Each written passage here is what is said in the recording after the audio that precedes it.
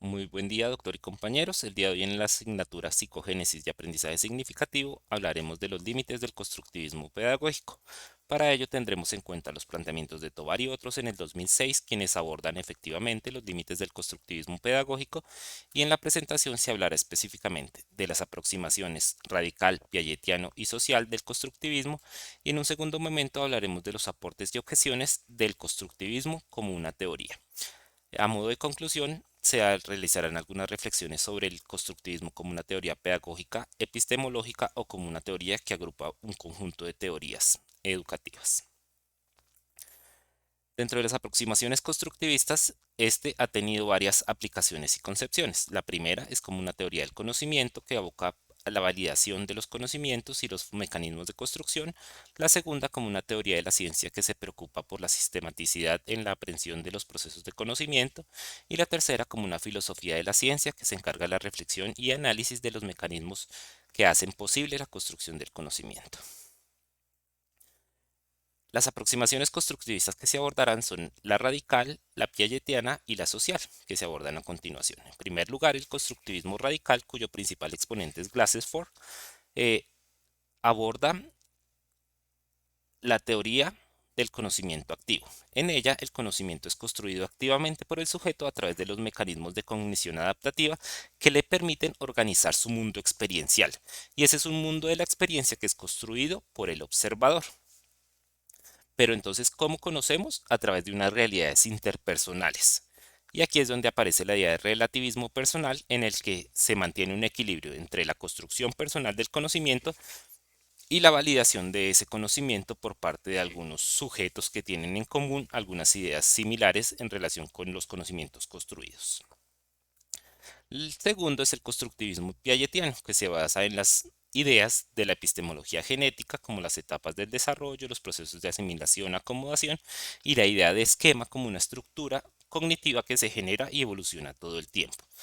Estructuras que hacen que la construcción del conocimiento sea subjetiva, al ser continuas, al no estar dadas de forma innata en los sujetos, sino que se van construyendo y reconstruyendo a medida que el sujeto tiene experiencias distintas en actividades propuestas.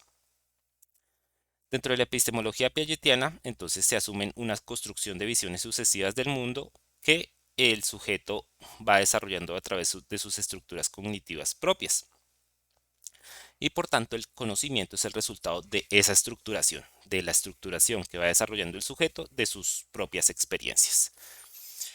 Y finalmente tenemos el constructivismo social, que aquí aparece la corriente de objetivismo social en la que el conocimiento no solamente se construye como una adaptación del sujeto, sino que también intervienen las interacciones sociales de la clase y por tanto la preocupación está centrada en cómo acercar a los niños a la ciencia más que cómo la ciencia llega a los niños. Aquí aparece una perspectiva social de la cognición en la que la influencia del medio es bastante alta y también se tienen en cuenta algunos aspectos cognitivos, sociales y emocionales al estar ligado el conocimiento a los contextos en los que se desarrolla. Y aparece una idea nueva que es el proceso de equilibración en el cual la validación de las diferencias se hace a partir de las interacciones. Entonces está la construcción personal del sujeto a partir de sus experiencias, pero la validación se hace a partir de la diferencia en interacción en un medio que puede ser un medio de clase. De estas tres aproximaciones podemos encontrar algunos elementos comunes que tienen que ver con los aspectos ontológicos. Y es qué es lo que puede ser conocido.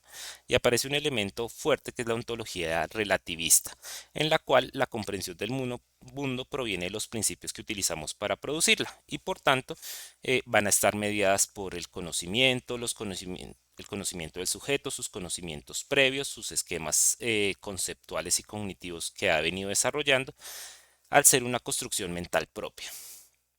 Y por tanto, y en términos generales, el conocimiento termina siendo una modelización de la realidad propia de cada sujeto, que en las corrientes radicales se valida por la similitud que tienen varias personas en relación con el conocimiento construido, y ya en el otro extremo del constructivismo social se valida a partir de la diferencia y de la interacción con los otros sujetos.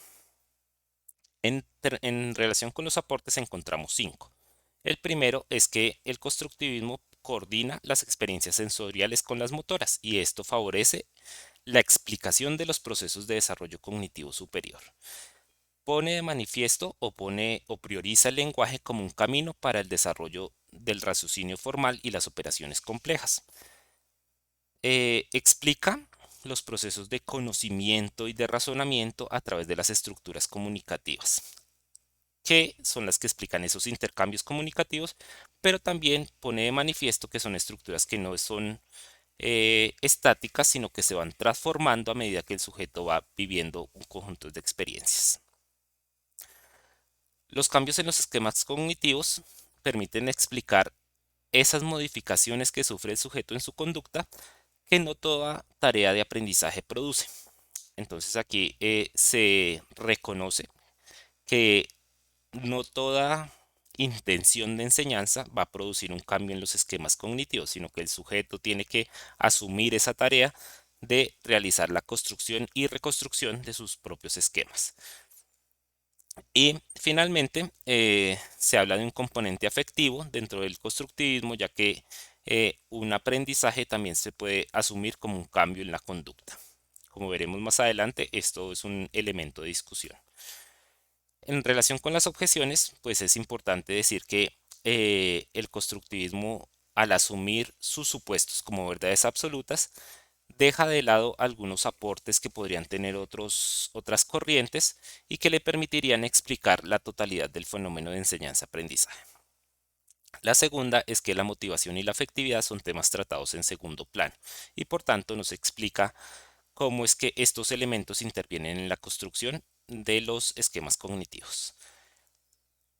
En relación con las etapas del desarrollo, pues este es un elemento bastante discutido dentro de la teoría y es que existen desfases en cuanto a comprensión, extensión, pero también en las pruebas mismas que se realizan con los sujetos. Es así como un estudiante puede responder con una prueba, demostrar, por ejemplo, el principio de conservación, pero con otra prueba quedar de pronto relegado a no conocer algunos elementos de los principios. Este es un elemento que se pone como objeción, pero que Piaget también lo ha descrito como uno de los elementos a tener en cuenta cuando se trabajan las fases.